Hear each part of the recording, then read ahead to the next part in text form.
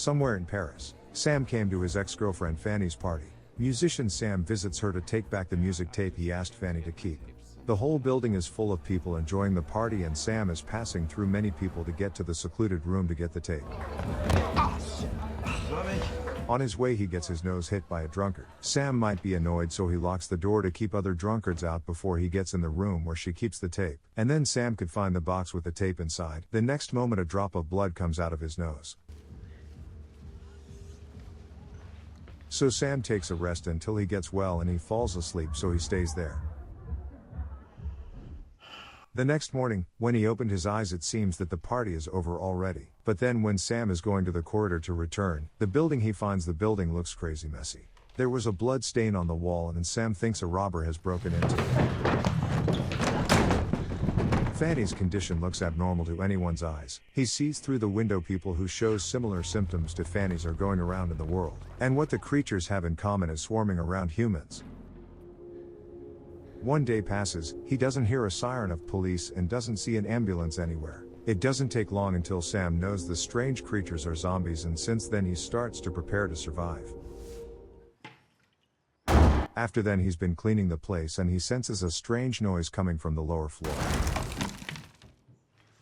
And with the noise of gunshot, a hole connects to the lower floor is created, and Sam tries to broaden the hole to go down there. By the time Sam went down, a middle-aged couple has chosen suicide. No one's there. Sam sweeps up all the things that he can use to survive. And he takes the most important thing, a gun. And the next thing he does is sealing the building off to block zombies.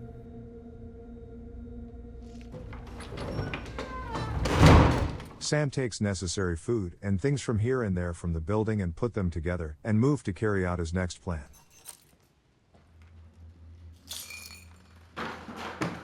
When he got into the other floor, zombies were still there.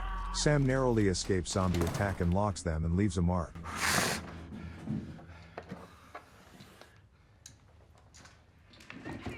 He roams in the building and checks rooms one by one, and he finds a perfect entertainment.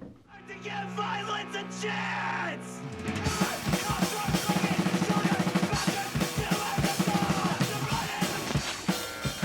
He was indulging in playing. It felt even better to play music because he hasn't been playing for a long time.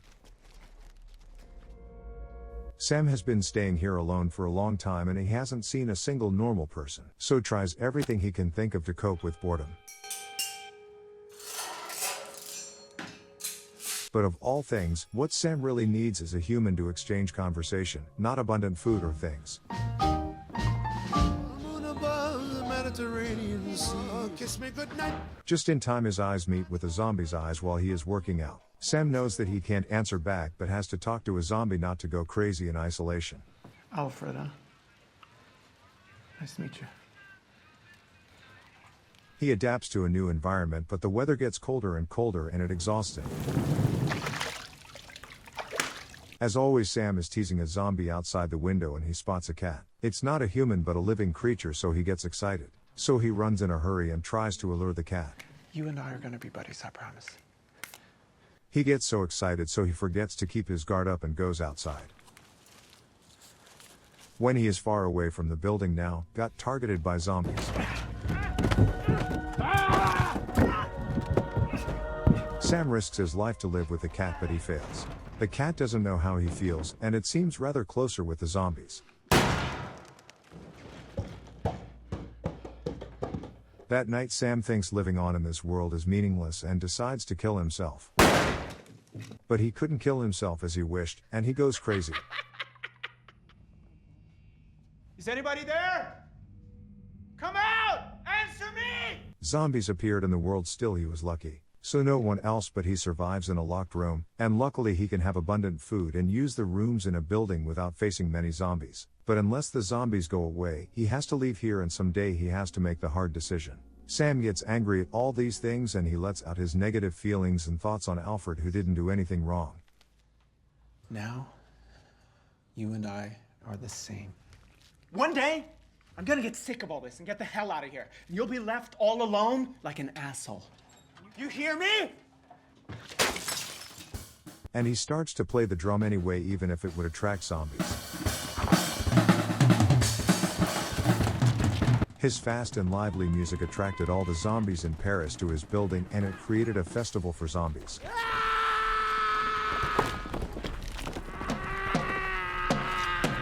It's just like any other night. When he is asleep, he senses someone moving right in front of his room.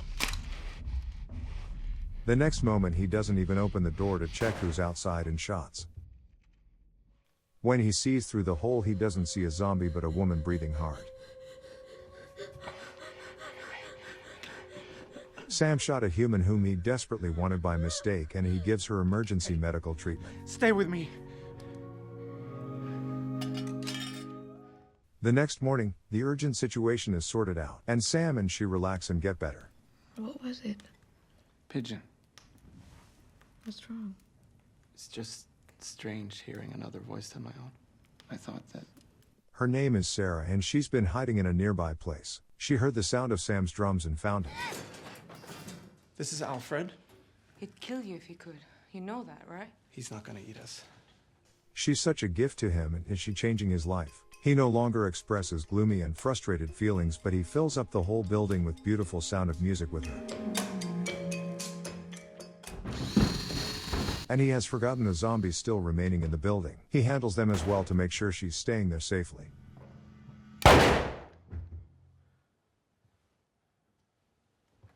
When he got out of the room, the building was so silent and he couldn't see Sarah. Sarah! Sarah was just away for a while to change her mood in the top of the building. But Sam doesn't let her get away from him because he's afraid she'll leave. Looking for a way to get out of here. You gotta be kidding. That's insane. Get you. We're safe here. But is Sam worried? Sarah wants to leave there. Sarah knows that they can't be safe there forever, so she suggests escape to him. Sam tries to persuade her, but Sarah thinks all he's saying is an excuse, and she gets angry at him. Sarah, you're right. But then a memory flashes in Sam's head and he gets confused. Actually, Sarah got shot by Sam, and she couldn't last one day and died, but Sam lost his mind because he was so lonely and believed she was alive. All his conversation with Sarah was a hallucination he created, and all the words Sarah said were the words Sam said to himself. After letting her go, Sam looks through her bag and finds her camera. His photo was in her camera, and he feels even more guilty for being careless. Sam sorts out his thoughts, and he looks like he decides something, and he burns up all his music tapes.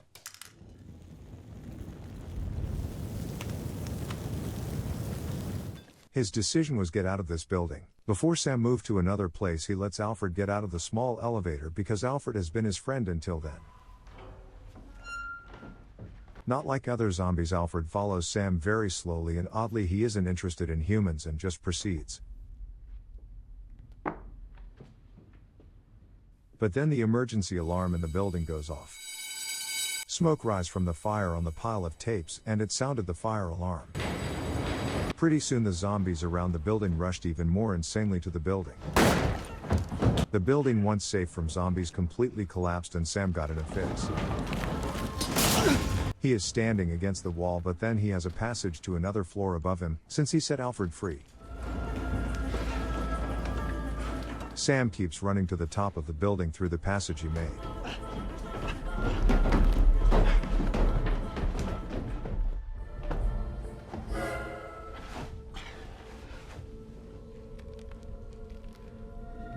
He finally goes through the thick smoke and gets on the top. With nothing to save him, he relying on the rope, and he leaps to the next building.